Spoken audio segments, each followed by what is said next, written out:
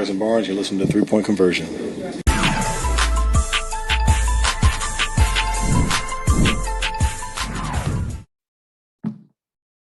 Hey, Steph, Draymond said it looked like you didn't miss a shot at shoot around, and then you started the first quarter 9 for 9. What were the things you're thinking about coming into this home opener?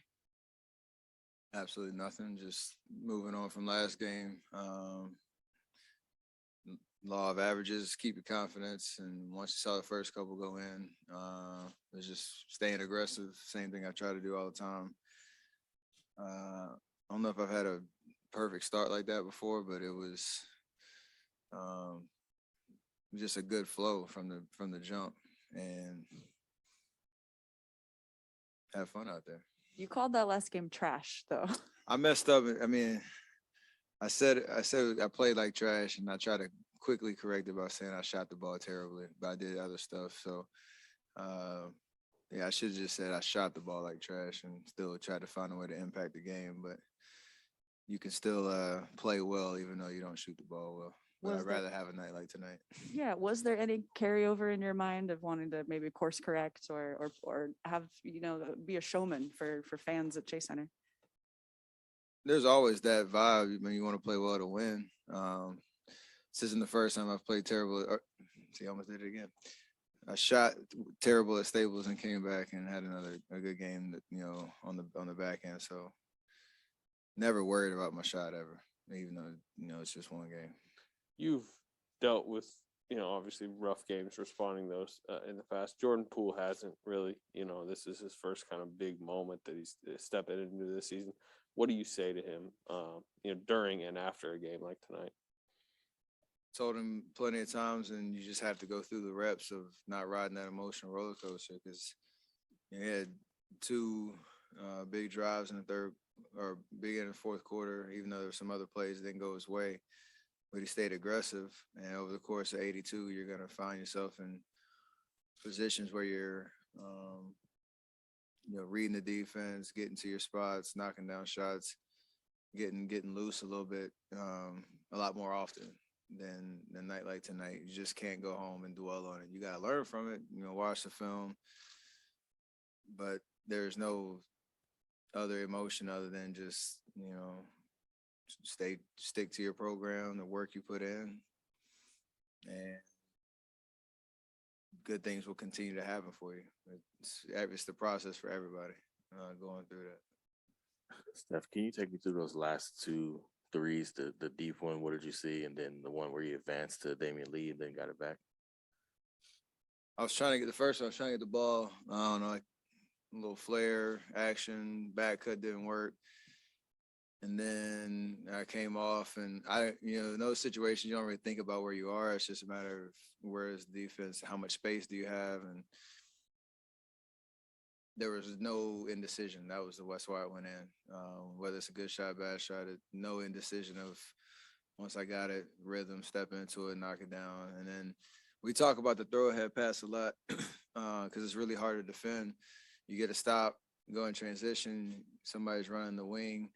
It's almost like dribble penetration where the defense has to, shift down the court, and then you can kind of flow into action at the top of the court, in your transition break. And D-Lee made a good look at the basket.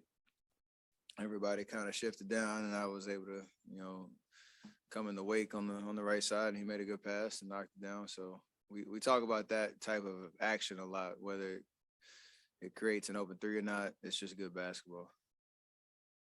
Steph, you've had Andre back on the team for several months now, and you've had him in practice. But what is it like just to have him on the court, to be there, you and Draymond and Andre, to close a tough game together, and he's knocking balls around, he's organizing things on offense, just to know he's back with you side by side again? Definitely a comfort level there, and again, he's making his presence felt. Especially on defense, and he forced PG into two tough threes in the beginning of the fourth quarter, took him out of rhythm a little bit. But he just knows how to play basketball. He knows how to impact winning. He knows where to be. You don't got to tell him anything. He kind of sees everything happening one step ahead, and that familiarity is huge because you can rely on him in big situations. And the minutes that he's playing, he's making a huge impact. So Hopefully there's more to come of that. And you've got 20 rebounds in 2 games. Is that what you're going to do now? You get 10 a game? Absolutely, just mark it down. 8,200 rebounds coming right at you. So you playing all 82 games? Yeah. Well, fuck that too. You mentioned having rough nights at Staples, but you've had rough nights in general. Why does the confidence never waver that the next night you can have a night like you had tonight? Just earn confidence from the work you put in. It's always the message of the next shot's going in, or the next game's gonna be a good game, or what have you. Because I try not to dwell on it too much. Even laughing at that question, I don't even know what Staples does to me on shooting the basketball. Who cares? Move on to the next one. So, play enough games, you figure out that ability to turn the page really quickly. Steph, when you guys had some games here end of last season, including the play-in game, did that make tonight feel, did it feel normal, or was there some novelty to the crowd and to the ambiance tonight? It was amazing. I remember coming back from my broken hand back in February or March of 2020, and that was the last time I remember a full packed stadium and some, kind of refreshed excitement. It was obviously short-lived with the shutdown and all that. So,